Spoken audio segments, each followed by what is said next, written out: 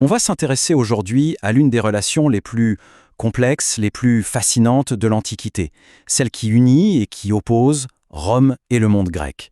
C'est une histoire de conquête, bien sûr, mais c'est bien plus que ça. C'est aussi une histoire d'admiration, de méfiance et au final d'une transformation culturelle qui a complètement redéfini le monde méditerranéen. Et pour bien comprendre cette histoire, tout part de cette phrase, ce vers incroyable du poète Horace. La Grèce conquise a conquis son farouche vainqueur. C'est un paradoxe, hein? Et c'est ça qui va nous servir de fil rouge. D'un côté, Rome écrase la Grèce militairement, et de l'autre, c'est la culture grecque qui semble envahir Rome. Alors comment c'est possible un truc pareil? Ce paradoxe, il prend vraiment toute son ampleur au IIe et 1er siècle avant notre ère. Pendant que les légions romaines étendent leur pouvoir sur la Grèce, il y a un autre processus bien plus subtil qui est en marche, l'hellénisation. Rome est la grande conquérante sur le champ de bataille, mais en coulisses, elle est en train de se faire conquérir par les idées et la culture. L'hellénisation, qu'est-ce que c'est? C'est tout simplement la diffusion de la culture grecque. Mais ce qui est fascinant ici, c'est que les Romains eux-mêmes la voyaient comme supérieure à la leur. Il y avait une sorte de complexe d'infériorité culturelle. Ils sont littéralement tombés sur le charme du mode de vie, de la philosophie, de l'art grec. Et cette fascination, on la voit surtout chez les élites, évidemment.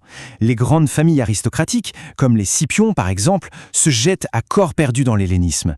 Elles deviennent mécènes, elles financent les artistes, elles envoient leurs enfants étudier à Athènes, elles engagent des tuteurs grecs, elles collectionnent les statues, apprennent la philosophie. En fait, maîtriser la culture grecque devient un signe de statut social. C'est la grande classe. Mais attention, il ne faut pas être naïf. Cette admiration, ce n'est pas juste une passion culturelle désintéressée. C'est aussi, et peut-être même surtout, un formidable outil politique qui va servir les ambitions impérialistes de Rome. Il faut vraiment faire la différence entre ces deux concepts. D'un côté, le philhellénisme, cette amitié, cet amour affiché pour tout ce qui est grec. Et de l'autre, l'impérialisme, une pure logique de conquête, de domination. Et la clé, elle est là. Rome va se servir du premier pour cacher et même pour justifier le second. En se présentant comme les protecteurs de la Grèce, les Romains rendent leur domination beaucoup plus facile à avaler. Et voilà l'exemple parfait de cette stratégie en action. On est en 186 avant Jésus-Christ. Le général romain Flamininus vient de battre le roi de Macédoine. Il se rend alors aux Jeux Istimiques, un énorme événement pour tout le monde grec, et là, devant tout le monde, il proclame la liberté de toutes les cités grecques. Imaginez la scène. Ce geste le rend hyper populaire, mais c'est un piège. La liberté version romaine, c'est en fait une mise sous tutelle. Parce que derrière cette façade de libérateur bienveillant, la machine de guerre romaine, elle, ne s'arrête pas. On passe maintenant de la stratégie culturelle à la conquête militaire pure et dure des royaumes grecs d'Orient. Cette conquête, elle se fait par étapes. On a 3 grandes guerres contre le royaume de Macédoine, qui est l'adversaire principal de Rome en Grèce. La première, c'est une sorte de round d'observation. La deuxième, c'est celle qui se termine par la fameuse proclamation de Flamininus. Mais la troisième, là, c'est le coup de grâce. La victoire de Polémie la Pilna en 168, c'est la fin de la monarchie macédonienne. Et en 148, c'est officiel, la Macédoine devient une province romaine. Et cette victoire, elle a un coût humain absolument effroyable. Regardez ce chiffre, 150 000. C'est le nombre de personnes qui ont été réduites en esclavage après une seule bataille, celle de Pydna. D'un coup, on est très très loin de l'image du Romain raffiné qui admire la Grèce, c'est pas vrai? La vraie face de l'impérialisme, eh bien, la voilà. Elle est brutale, elle est sans pitié.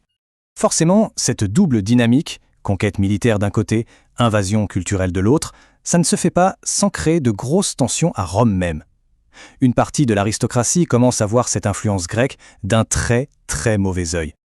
Mais pourquoi cette peur? D'où ça vient? En fait, pour comprendre, il faut se souvenir du traumatisme qu'a été la guerre contre Hannibal. Les Romains ont vraiment cru qu'ils allaient y passer, que leur dieu les avait lâchés.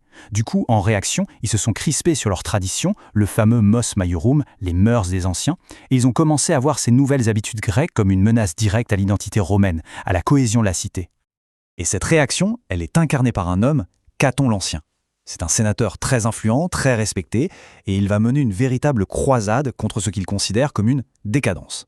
Pour lui, le luxe, l'individualisme, les philosophies grecques, tout ça, ça corrompt la vertu romaine traditionnelle. Cette peur, elle va atteindre son sommet avec l'affaire des Bacchanales. Au départ, c'est une simple histoire privée, une dispute d'héritage. Mais ça débouche sur des révélations explosives sur des crimes qui auraient été commis pendant les rituels secrets dédiés au dieu Bacchus. Pour le Sénat, c'est la panique. Il voit ça comme une véritable conspiration contre l'État, une sorte de société secrète qui menace l'ordre. La répression qui va suivre est d'une violence inouïe. Les sanctuaires sont rasés et des milliers d'initiés sont exécutés dans toute l'Italie. Toute cette tension entre l'admiration pour la Grèce et la brutalité de la conquête, entre l'ouverture culturelle et la réaction conservatrice, tout ça va culminer en une seule année. Une année charnière d'une violence symbolique absolument extrême. L'année 146 avant Jésus-Christ. En l'espace de quelques mois à peine, Rome va rayer de la carte deux des plus grandes métropoles du monde antique. D'abord Carthage, sa rivale de toujours, et puis Corinthe, l'une des cités les plus riches et les plus prestigieuses de Grèce. Les villes sont pillées, incendiées, détruites. Les populations sont massacrées ou vendues comme esclaves. Cette phrase de l'historien Florus est terrible, mais elle résume parfaitement l'onde de choc. La destruction de Corinthe et de Carthage, ce n'est pas juste une victoire militaire de plus, c'est un message envoyé au monde entier. L'impérialisme romain est désormais total et il ne tolérera plus la moindre résistance. À ce moment de l'histoire, il n'y a plus de doute possible. La conquête militaire est terminée. La Grèce, l'Orient, tout est sous la botte de Rome. Son impérium, c'est-à-dire son pouvoir de commander, s'étend maintenant sur toute la Méditerranée. La question militaire est réglée, point final. Mais ça nous ramène à notre toute première question, au paradoxe d'Horace. Militairement, oui, Rome a gagné, c'est indiscutable. Mais culturellement, les dieux grecs, la philosophie grecque, l'art, la langue grecque, tout ça a tellement imprégné la société romaine, et pour des siècles, que la question se pose vraiment.